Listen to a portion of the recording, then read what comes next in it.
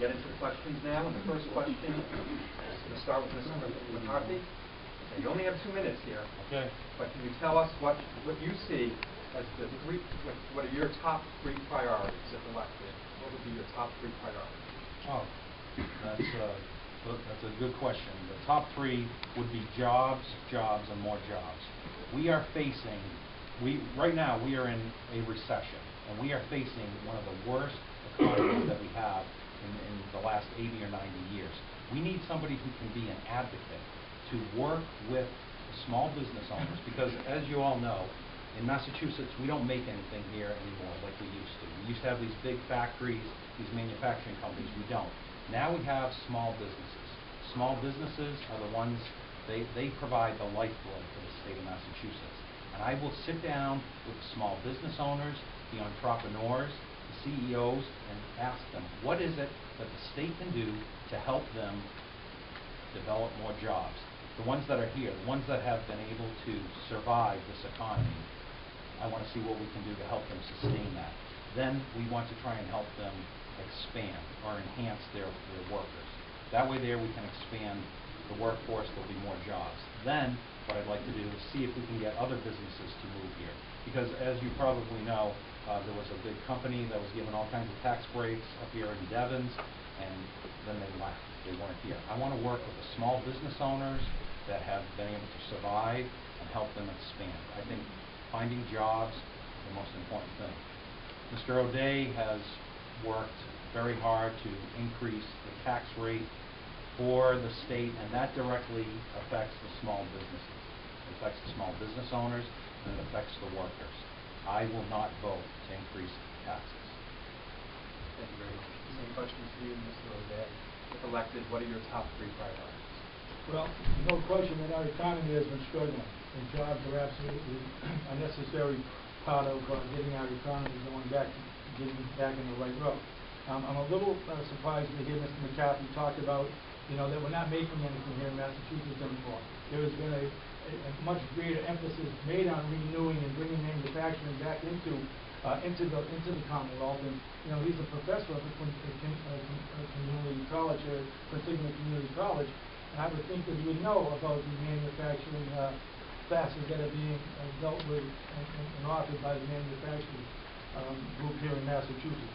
So no question about it, jobs are top of the line. But we're not going to just have jobs, right? We have to have good quality jobs. We're not going to have jobs that people are going to make $8 an hour. We're not going to have Walmart-like jobs.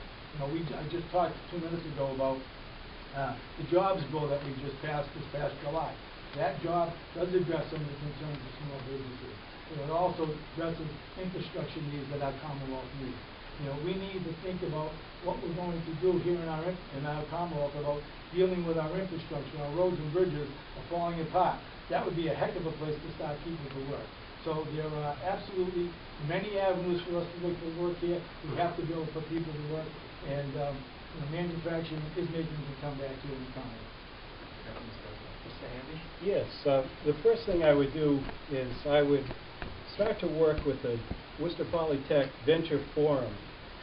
It's a plan for entrepreneurs to connect with venture capital. They get all the legal assistance they need. And I'd combine that with the Worcester College Consortium.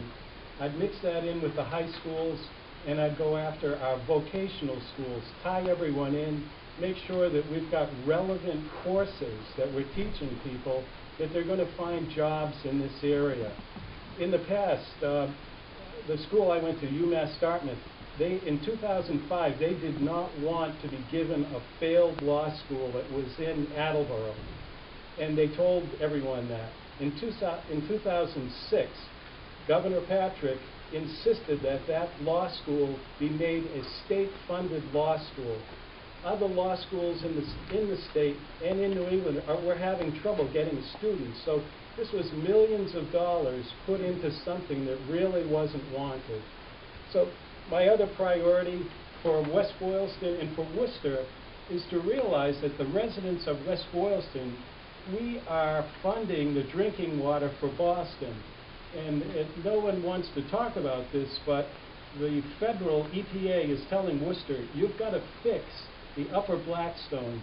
You've got a problem there with the water. You've got aluminum, you've got phosphorus, and you've got nitrogen going into that water. West Boylston Sewer and a lot of other communities are tied into that. The pipe that goes into the sewer system for all these towns is 80 years old. If this is going to come back to the residents of this town, we've got to wake up. That's a second priority. And the third priority is we've got to reduce taxes. And I'll talk more about it.